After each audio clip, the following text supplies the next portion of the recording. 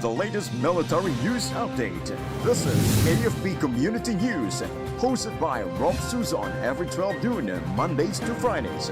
Only here on DWDD Armed Forces Radio. One AFP for a stronger Philippines. Philippine Air Force eyes space capabilities to boost future air power. 89th IB brings school supplies to over 300 children in Bukidnon. NFA to start buying white and yellow corn in 2026. OFW repatriation continues. Shelters open as Israel alert level drops.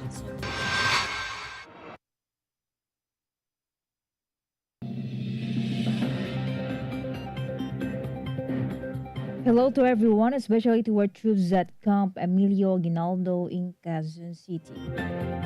Today is Wednesday, July 2, and this is AFP Committee News, your source for the updates on the armed forces and other developments across the country. I am Ralph Susan Abay, here to bring you today's story. DWDD Armed Forces News. And for the brief overview of our news, the Philippine Air Force announced plans to pursue space capabilities as part of its modernization efforts and emphasized the need for readiness across all domains of warfare.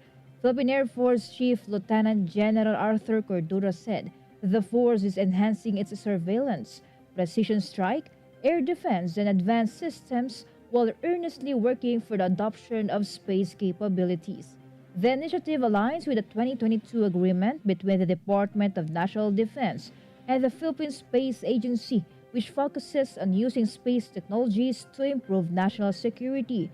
He also added that the PAF is also refining its doctrines, force structure, and partnerships to stay effective in both peacetime and conflict. DWDD Armed Forces News. The 89th Infantry Macatao Battalion, in partnership with the Panabo Agria Eagles and Lady Eagles clubs, successfully delivered school supplies and essential items to over 300 students at Sitio. And from NOLCOM, let us hear some information from JuLY about 5th ID ensures smooth implementation of Pamana proposed projects. The proposed projects under the Payapa at Masaganang Pamayanan or Pamana program worth 645.9 million pesos are now underway this year, aiming to bring lasting peace and development to conflict-affected and geographically isolated areas in the country. These projects were announced during the Nexus Orientation on Pamana program, Local Peace Engagement and its Transformation program held on June 30, 2025 at Camp Melchor F. Del Cruz, Upigamo, Isabela. Key initiatives such as farm-to-market roads, community infrastructure, and flood control projects to be implemented in Region 2 and the Cordillera Administrative Region were laid out. Secretary Carlito G. Galvez Jr., Presidential Advisor on Peace, Reconciliation, and Unity, instructed the brigades and battalions of the 5th Infantry Division to coordinate with local government agencies in ensuring smooth and fast implementation of the projects. Meanwhile, Major General Gulliver L. Seniores, commander of the 5th RD, assured swift coordination between the military and local partners agencies for the rapid and orderly implementations of the program. Overall, 24 projects were funded for Region 2 and the Cordillera Administrative Region. It is expected that these projects will be implemented next year, serving as a bridge to more stable communities and broader opportunities for citizens in areas that have long been left behind. This is John Sagak reporting for AFP Community News, one AFP for stronger Philippines. Thank you, Juan from NOLCOM. DWDD Armed Forces News. Let's go back about the 89th IB brings school supplies to over 300 children in Bukidnon. The 89th Infantry Battalion, in partnership with the Panabo Agria Eagles and Lady Eagles clubs, successfully delivered school supplies and essential items to over 300 students at Sitio Gamot Elementary School, Barangay Santa Filomena, Quezon, Bukidnon. The outreach aimed to uplift young learners in far-flung areas and foster stronger ties between the military and local civic groups. Eagles members joined the effort, reflecting the shared goal of promoting education and compassion under the banner of Serbisyong Makatao. DWDD Armed Forces News. The 79th Infantry Masaligan Battalion reinforced the integrated territorial defense system of Barangay Bandila, Toboso through a collaborative peace initiative under the Masaligan Mobile Community Support and Sustainment Program. The activity united military, the police, and local officials to raise awareness on insurgency, criminality, and national sovereignty. Former rebel PFC Mary Joy Akak shared her transformation story, inspiring community resilience. The event ended with team-building exercises, reaffirming the commitment to peace and security in Northern Negros. DWDD Armed Forces News. The Philippine Air Force marked its 78th founding anniversary at Colonel Jesus Villamor Air Base, Pasay City yesterday, with President Ferdinand Marcos Jr. as guest of honor and speaker. Celebrated under the theme Focus PAF at 78, the event honored outstanding PAF units and personnel for their excellence and dedication. PAF Commanding General Lieutenant General Arthur Cordura highlighted the service's achievements and continued mission focus. President Marcos praised the PAF's transformation into a reliable air defense force and urged all air women and airmen to remain loyal stewards of Philippine airspace and national security. Armed Forces Radio. From Solcom, let us hear from Jess about Bayanihan Spirit Shrines in Calon Mangrove planting and coastal cleanup activity. A meaningful mangrove growing and coastal cleanup activity was conducted in Sitio Maruhi, Barangay Pinagbayanan, Pagbilao, Quezon. Spearheaded by the Quezon Provincial Disaster Risk Reduction and Management Office in collaboration with the 59th Infantry Protector Battalion, 404th Community Defense Center, Tactical Operations Group 4, Philippine National Police, Bureau of Fire Protection, Senro Pagbilao, and other representatives from the local government of Quezon. This initiative aims to strengthen coastal protection against natural disasters such as storm surges and to help maintain the cleanliness of our marine environment. Through the collective efforts of all the participating agencies and volunteers, approximately 150 mangrove seedlings were successfully planted. This achievement reflects the unity and shared responsibility of the community in preserving environment and safeguarding coastal areas for future generations. This is Jess from Solcom reporting for AFP Community News, one AFP for a stronger Philippines. Thank you, Jess from Solcom. DWDD Armed Forces News. Defense Secretary Gilberto Chodoro Jr. said he is open to the idea of the United States setting up an ammunition production and storage facility in Subic Bay.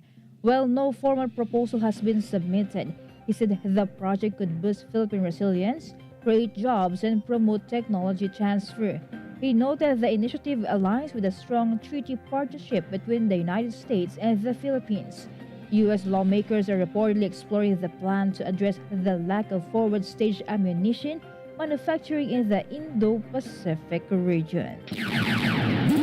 DWDD National For News. our national news, President Ferdinand Marcos Jr.'s decision to change the leadership in the Bureau of Customs is born of his desire to have a stronger campaign against smuggling, according to Malacanang. The statement came after the president swore in former Office of Civil Defense Administrator Ariel Nepomuceno as new BOC Commissioner. Palace Press Officer Claire Castro said PBBM wants to strengthen border protection and intensify the fight against smuggling. Castro added that the president also let go other bureau officials such as collectors, deputy commissioners, and directors. She also explained that the chief executive really wants every head of agencies, every leader under his jurisdiction, to be able to provide better service. Armed Forces Radio. Let us hear more from El Joy of First CRG about former NPA Isabela embraces government peace programs. Yes, Rof, Communist Cadre Alessandra May Magno Kaandi, a former political officer of the New People's Army operating in Region 2, has chosen to turn her back on armed struggle and formally express her intent to join the government's reintegration programs. This significant step unfolded during the recent visit of the Presidential Advisor on Peace, Reconciliation and Unity, Secretary Carlito G. Galvez Jr. at the Camp Melchor F. de la Cruz, Upegamo, Isabela. Kaandi's transformation began after her capture in the successful encounter between government forces and remnants of the dismantled Kumiting Rehiyon Cagayan Valley in Barangay de Camay 2, Jones, Isabela. Since then, she has actively engaged in the reintegration process, demonstrating her firm commitment to return to the civilian life and distribute to the community. Secretary Galvez, during his visit, personally assured Kaandi of the government's full support, offering her access to peace building, livelihood and recovery programs under the Enhanced Comprehensive Local Integration Program. The program stands as a pillar of the national initiative to end local communist armed conflict through meaningful reconciliation. Major General Gulliver L. Senieres, commander of the 5th Infantry Division, reiterated the militarist readiness to assist all those willing to come back to the folds of the law. This is Meldred National Rock reporting for AFP Community News, 1 AFP for Stronger Philippines. Thank you, Meldroya, for CRG. DWDD National News. The Department of Agriculture is set to start procuring white and yellow corn next year. This comes after President Ferdinand Marcos Jr. announced of resumption of corn buying by the National Food Authority during a dialogue with Gawad Saka awardees in Nueva Ecija. DA Secretary Francisco Chu Laurel Jr. said that what they plan is to buy more white corn. He also added that white corn could reduce the demand for rice as it is considered as a good substitute or alternative for the country's main staple. For the planned procurement, at least 500 million to 1 billion will be requested for the 2026 General Appropriations Act. DWDD National News. The Department of Social Welfare Development continues to strengthen its relief supply chains and logistic capabilities through the Buong Bansa Handa program. This is in line with the directive of President Ferdinand Marcos Jr. to ensure that all Filipinos affected by disasters will never get hungry. The DSWD Assistant Secretary Irene Dumlao said the disasters faced by the country have been exacerbated by the threats of climate change. That's why they have intensified their disaster response efforts. Dumlao also mentioned that a BBH utilizes two parallel supply chain mechanisms for disaster preparedness and response. The first features a national and local government-driven supply chain, while the second is the agency's partnerships through framework agreements with established large and small groceries, supermarkets, manufacturers, and distributors to leverage on their technical expertise and resources to create a private sector-driven supply chain. Armed Forces Radio. Some information from Gina, but 63rd IB joins Mercedes Peace Council to boost security efforts. Yes, Rof, the 63rd Infantry Innovator Battalion, represented by Captain Constantino C. Cadatal, actively joined the Second Quarter Municipal Peace and Order Council meeting in Mercedes, Eastern Samar. Led by Mayor Edwin B. Quiminales, the meeting brought together national and local officials. It aims to strengthen collaborations on peace and development. Moreover, the battalion reaffirmed its commitment in supporting local governance, ensuring safety, and building resilient communities. This is Gina reporting for AFP Community News, 1 AFP for Stronger Philippines. Thank you, Gina. DWDD National News. For other national news, United Senior Citizens Representative Milagros Aquino Magsaysay filed House Bill 182, which aims for the establishment of a universal senior citizen social pension. Under the measure, senior citizens who were previously not considered indigents shall be entitled to a monthly stipend amounting to at least 500 pesos. It added that within 5 years of the law's enactment, all senior citizens shall be entitled to a universal social pension equivalent to a monthly stipend of at least 1,000 pesos, regardless of any other pension benefits they may receive from other pension providers. The Department of Social Welfare Development, in consultation with the Department of Budget and Management and other stakeholders, was tasked to review and, if needed, adjust the social pensions amount every 2 years after the measure's full implementation. DWDD National News. The Department of Migrant Workers assured the public that repatriation efforts for overseas Filipino workers in Israel will continue. The agency gave the assurance as the Department of Foreign Affairs has lowered the conflict alert level from 3 to 2. Migrant Workers Secretary Hans Leo Kakdak said the agency is committed in assisting those who wish to come home, those choosing to stay, and those preparing to return to their employers. He added that there are existing 2 shelters, but with a ceasefire that is holding, it seems that the number of occupants in the shelters would no longer increase. Meanwhile, DMW Undersecretary Felicitas Bay said the 4 government-operated shelters, including the Migrant Workers Office shelter in Tel Aviv and 2 rented flats, remain open for distressed OFWs, housing at least 17 persons, while standby capacity remains for up to 50 people. Armed Forces Radio. From our reporter on the ground, let us hear the report of JR about 63rd IB joins coastal cleanup to mark Disaster Resilience Month. The 63rd Infantry Innovator Battalion joined the coastal cleanup drive at Baybay Boulevard, Borongan, Eastern Samar yesterday. The activity was led by the City Disaster Risk Reduction Management Office.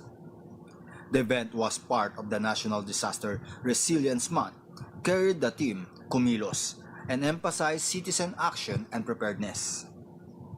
The Bureau of Fire Protection and community volunteers also participated and promoted environmental responsibility and disaster readiness. This is JR reporting for AFP Community News. One AFP for a stronger Philippines. Thank you, JR. DWDD National News. On the other hand, President Fred Marcos Jr. is considering public opinion regarding the potential return of the Philippines under the jurisdiction of the International Criminal Court. Presidential Communications Office Undersecretary Claire Castro made the remark in response to the latest Octa research survey, which indicated that 57% of Filipinos favor the country rejoining the foreign tribunal. Castro said they haven't discussed the issue yet, but gave assurances that the president will always listen to these sentiments of our countrymen. DWDD National News. The Department of Education warned the public against fake news on social media.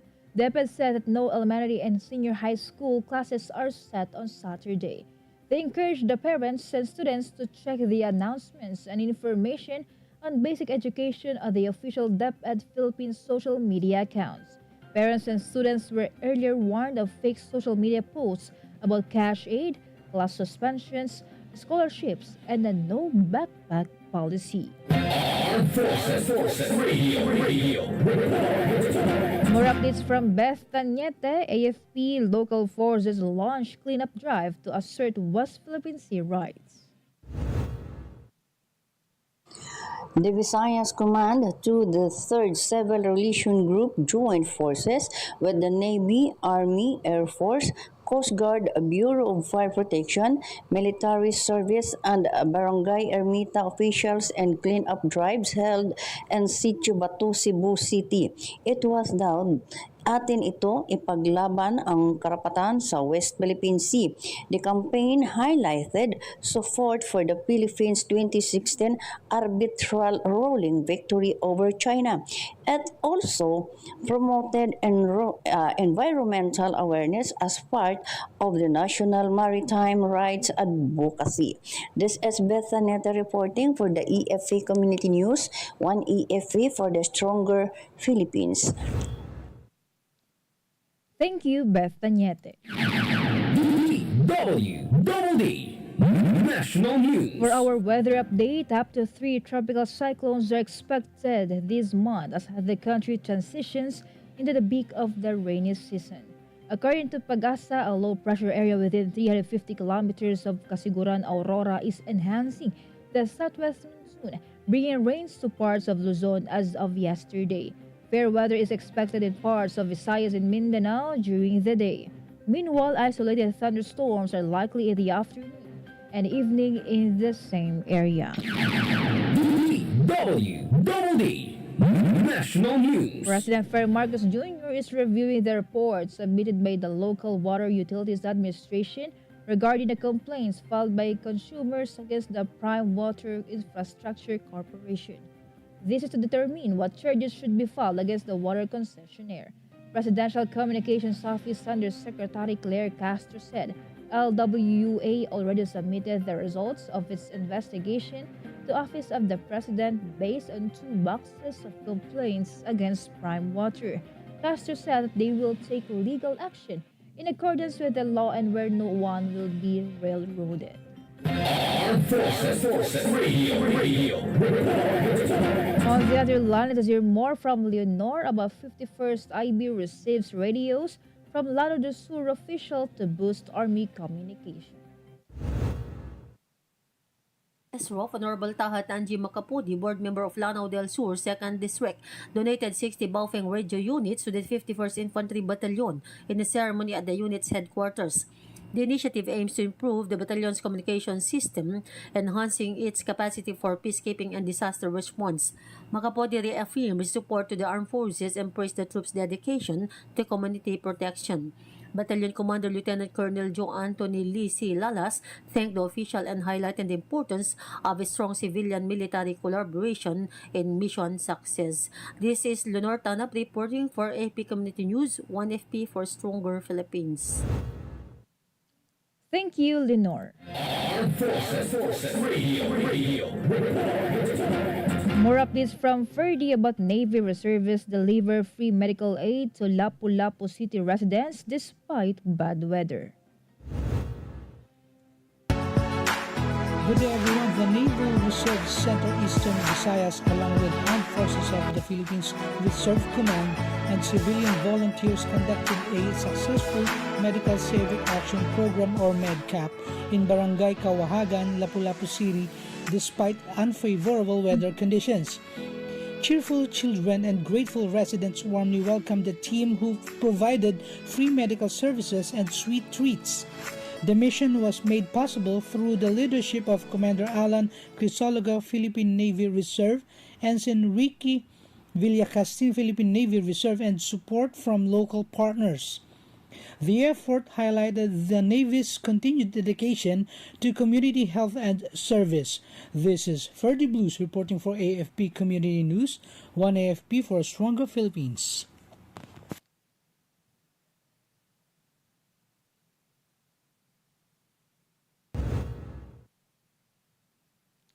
Thank you, Ferdy.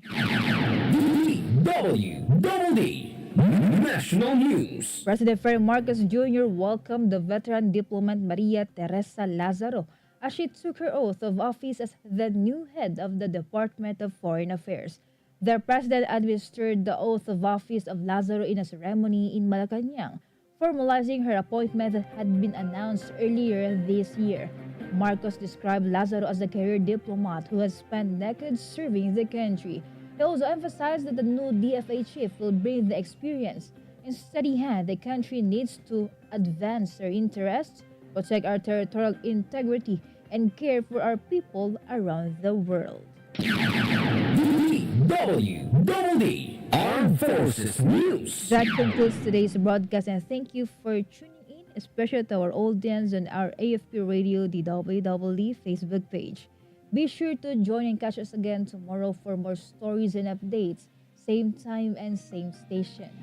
Once again, this is Rob Susan Abay for AFP Community News, 1AFP for Stronger Philippines. Behold the latest military news update. This is AFP Community News, hosted by Rob Susan every 12 noon, Mondays to Fridays. Only here on DWDD Armed Forces Radio, 1 AFP for a Stronger Philippines. Kayo ay nakatutok sa DWDD AFP Radio. Kami po ay kasapi ng KBP, Kapisanan ng mga Broadcaster ng Pilipinas.